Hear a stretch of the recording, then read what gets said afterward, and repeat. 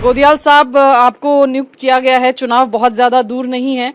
क्या लगता है इस बार चुनाव के मुद्दे क्या होंगे? क्योंकि चुनाव से चंद महीनों पहले अपॉइंटमेंट्स जो है पूरी नई टीम पीसीसी की घोषित की गई है कांग्रेस पार्टी की तरफ से। मुझे अभी एक आध दिन पहले ही ये सौभाग्य प्राप्त हुआ है और मैं सबसे पहले आपके चैनल पे पहली बार आ रहा हूँ। सबसे पहले मैं उत्तराखंड के उन शहीदों को नमन करता हूँ जिन्होंने अपने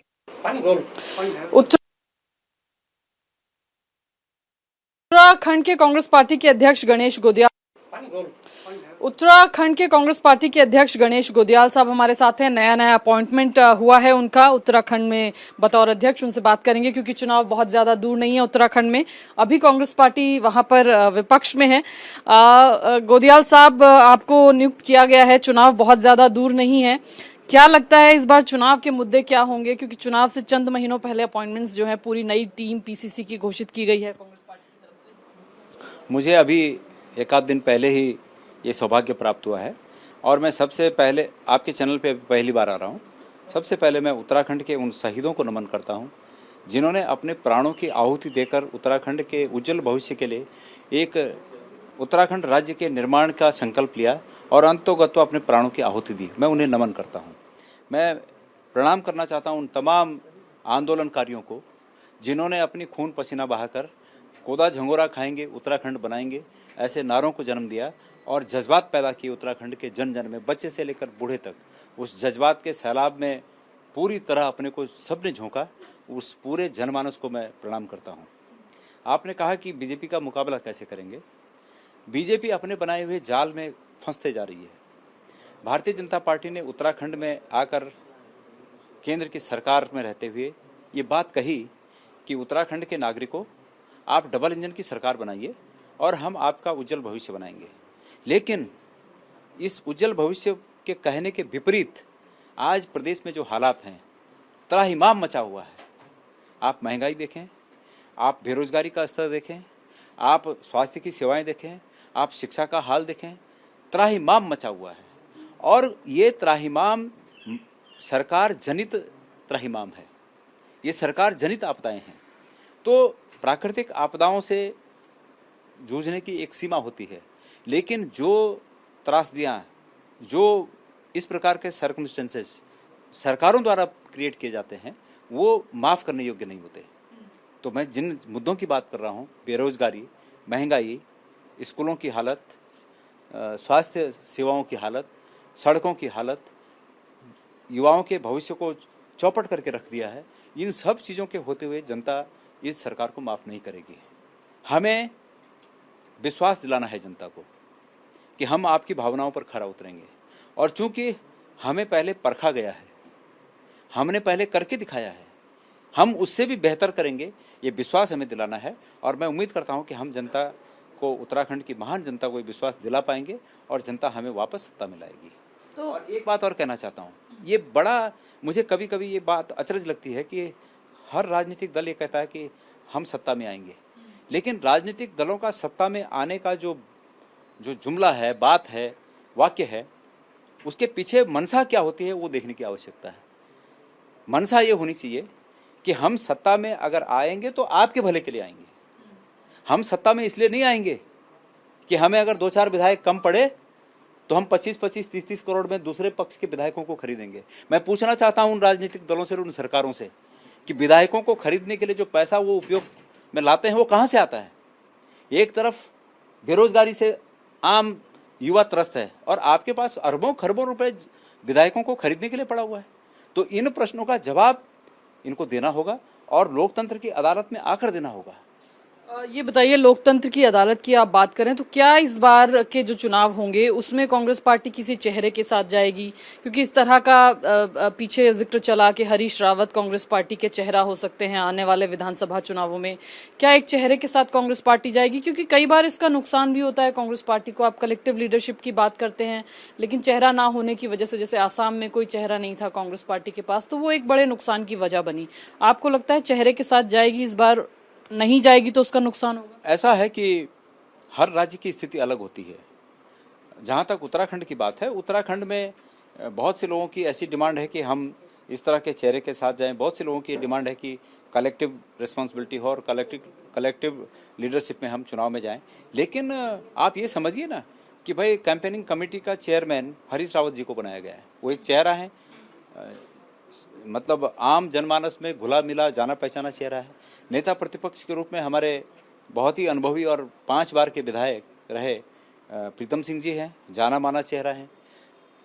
अध्यक्ष के रूप में मुझे मौका मिला है और मैं इन सब में सबसे जूनियर अपने को महसूस करता हूं, पर कोई बात नहीं, ये मेरे बड़े भाई हैं, इनके मार्गदर्शन में हम आगे बढ़ेंगे। जब सब हमारे बड़े भाई हैं तो उनके मार्गदर्शन में मैं भी आगे बढ़ूंगा। तो बाकी और कमेटियां हैं, और कुल मिला के ये जो चेहरे आप देख रहे हैं ये कौन है? ये कांग्रेस के प्रतिनिधि हैं, ये कांग्रेस के चेहरे हैं। तो इसका अर्थ मैं ये तो आप कह रहे हैं कि एक चेहरे के साथ पार्टी नहीं जाएगी, कलेक्टिव लीडर। मैं ये समझता हूं कि हम सब कांग्रेस के चेहरे हैं और कांग्रेस ही चेहरा है। आप जो प्रश्न बार बार इंगित करके पूछना चाहती हैं कि बिल्कुल तलवार की धार पे यस या नो, मैं उसमें ये कहना चाहता हूं कि हमारे पास पहले चुनौती भाजपा को हराने की है, और हम अगर किसी बात पर होता है, मीडिया के मुंह में हर पक्ष अपनी बात डालना चाहता है। हम ये समझते हैं कि ये बात मीडिया के मुंह में भारतीय जनता पार्टी द्वारा डाली गई है कि भाई भारतीय जनता पार्टी की इस बात को मीडिया बार बार पूछे। हम भी, ये तो मेरा सवाल है, ये भारतीय जनता पार्टी का सवाल नहीं है। अगर हम कांग्रेस पार्टी कवर करते हैं तो हम सवाल पूछेंगे, ये बड़ा सवाल होता है किसी भी पार्टी से कि चेहरा कौन होगा। आपने ठीक कहा, लेकिन वो कांग्रेस हो या भारतीय जनता पार्टी। अभी आप ही के सामने आपसे पहले जो आए थे उनका भी यही सवाल था। तो ये बड़ा सवाल नहीं होता है क्या? ये होता है सर, एक सवाल जनता का भी होता है कि अगर हम चुनेंगे तो चेहरा कौन होगा। हमने इसका जवाब दे दिया ना कि भाई हमने ये कैंपेनिंग कमेटी के चेहरे के रूप में हरीश रावत जी को दिया है। कैंपेनिंग कमेटी का अर्थ क्या होता है कि चुनाव प्रचार का चेहरा है, तो हरीश रावत जी के चेहरे को दे दिया है। नेता प्रतिपक्ष के रूप में प्रीतम सिंह जी का चेहरा दे दिया। प्रभारी हमारे यादव साहब हैं, देवेंद्र यादव साहब प्रभारी हैं, वो कांग्रेस पार्टी के लीडरशिप, जो टॉप लीडरशिप है, उनके प्रतिनिधि के रूप में चेहरा है। तो निश्चित रूप में कलेक्टिव रिस्पॉन्सिबिलिटी और कलेक्टिव काम सबका है, और ये सब कांग्रेस के चेहरे हैं। हमारी प्राथमिकता भाई इन सब बातों में न उलझकर पहले बीजेपी को शिकस्त देना है, और मैं इस पूरे मीडिया जगत को आश्वासन देता हूं कि जिस दिन हम इस काम को कर लेंगे मैं आप लोग को बुलाऊंगा, और फिर उसके बाद मैं इस पोजीशन में रहूंगा कि हम इस बात पर आगे चर्चा कर सकें। यही बात हमें खैर पंजाब के पूरे क्राइसिस के दौरान हरीश रावत साहब भी कहते रहे कि जिस दिन सुलझ जाएगा आपको खुद बुलाऊंगा और बताऊंगा। बहरहाल आम आदमी पार्टी को कहां आप देखते हैं गोदियाल साहब उत्तराखंड की राजनीति में, क्योंकि पंजाब में वो मुख्य विपक्षी दल हैं, दिल्ली में उनकी सत्ता है, और अब कहा यह जा रहा है कि उत्तराखंड में आने वाले चुनावों में अपने पैर आम आदमी पार्टी पसारने का प्रयास करेगी। जी ऐसा है, मुझे ऐसा लगता है कि आम आदमी पार्टी उत्तराखंड में अपनी स्थिति को जानती है कि उनकी क्या स्थिति है। जहां तक बात है कि वो आगे क्या करेंगे, अभी तक उन्होंने जो कुछ किया है वो हमारे नीतियों की नकल की है। वो फ्री बिजली की जो बात कर रहे हैं, हरीश रावत जी ने तो मैं समझता हूँ 1 साल का समय हुआ है पहले ही इस बात को कह दिया था कि भाई हम अब इस स्थिति में हैं कि हम प्रत्येक परिवार को 100 यूनिट बिजली दे सकते हैं 1 साल, सरकार आने के 1 साल तक, और 1 साल के बाद उसको बढ़ाएंगे। ये क्यों कहा गया? ये इसलिए कहा गया कि हमने 10 साल सरकार चलाकर वहाँ पर पावर सेक्टर के इंफ्रास्ट्रक्चर को इस रूप में विकसित कर दिया है कि हम इस बोझ को झेल सकें। ये तब कहा हमने, आज से पहले क्यों नहीं कहा? इसलिए नहीं कहा कि तब ऐसी स्थितियां नहीं रही होंगी। तो आप कोई चुनौती नहीं है आपके लिए? देखिए, मैं ये नहीं कह रहा हूं कि हम अपने को ये नहीं साबित करना चाहते कि हमारे लिए कोई चुनौती है ही नहीं। राजनीतिक दल है और लोकतंत्र में सबको चुनाव लड़ना लोकतांत्रिक अधिकार है, वो चुनाव लड़ेंगे। लेकिन जिस तरह से अभी मैंने कल इसी के तहत कल एक आम आदमी पार्टी का कुछ कांग्रेस के खिलाफ इस तरह वो देखा कि हरीश रावत जी ने उनकी प्रवक्ता के एक बहुत ही घृणित बयान पर बहुत तीखी प्रतिक्रिया की और रोष जताया। उन्होंने उत्तराखंड के आम जनमानस की तुलना जिस बात से की, मैं उसको दोहराना नहीं चाहता, जिस चीज़ से की वो निंदनीय है और उसकी निंदा की जानी चाहिए। लेकिन रावत जी ने अगर वो निंदा की तो रावत जी को टारगेट कर दिया गया। तो क्या हम अपना बचाव भी ना करें? हम जहाँ तक आप कह रहे हैं ना कि वो चुनौती है या नहीं, निश्चित रूप में अगर कोई नुकसान करने आएगा, कोई काटने आएगा तो हम उसको थामेंगे, रोकेंगे। तो अब उसको आप चुनौती समझें या राजनीति में उनका अधिकार समझें कि उन्हें चुनाव लड़ना है, ये उनके ऊपर है। लेकिन हम ये कहते हैं कि वो जो कुछ आज तक कर रहे हैं वो या तो ऐसी बातें कर रहे हैं जिसका कि मेल उत्तराखंड से नहीं खाता, जैसे कि वही स्टेटमेंट था कि रोटी डालो तो आ जाते हैं, रोटी फिर खत्म हो जाती है तो चले जाते हैं। तो ये स्टेटमेंट घृणित था, हम इसकी घोर निंदा करते हैं। ये उत्तराखंड के स्वाभिमान के साथ कोई उत्तराखंडी इसको टॉलरेट नहीं करेगा, इसको स्वीकार नहीं करेगा। और रही बात चुनाव लड़ने की, तो चुनाव लड़ना उनका अधिकार है, वो लड़े। अंतिम सवाल, क्योंकि खेमेबाजी से कांग्रेस पार्टी हर प्रदेश में परेशान है। यहाँ पर भी कहा गया कि प्रीतम सिंह जो है वो प्रदेश अध्यक्ष बनना चाहते थे, लेकिन हरीश रावत चाहते थे कि उनका खेमे का कोई व्यक्ति जो है वो प्रदेश अध्यक्ष बने, और आपको उनका करीबी माना जाता है। तो ये खेमेबाजी क्या है, इसको आप स्वीकारते हैं? और क्या आगे भी पार्टी को इसका नुकसान तो नहीं होगा जैसे अन्य जगहों पर होता है? मैं आपको जज बनाना चाहता हूँ और कृपया जजमेंट भी दीजिएगा।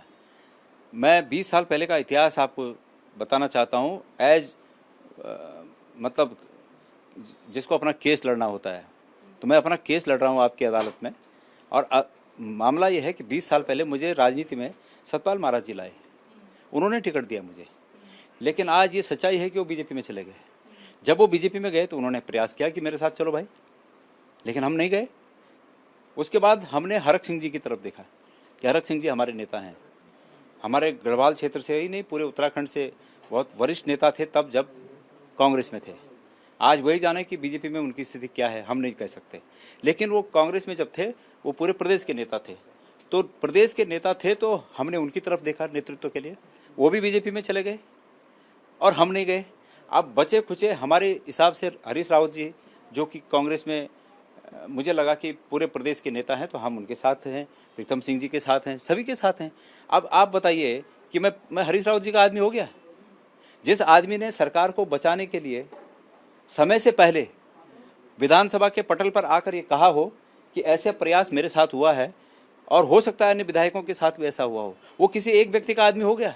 तो क्या ये मेरे साथ अन्याय नहीं है? कैमरा पर्सन प्रवीण के साथ विजयलक्ष्मी, इंडिया टीवी, दिल्ली।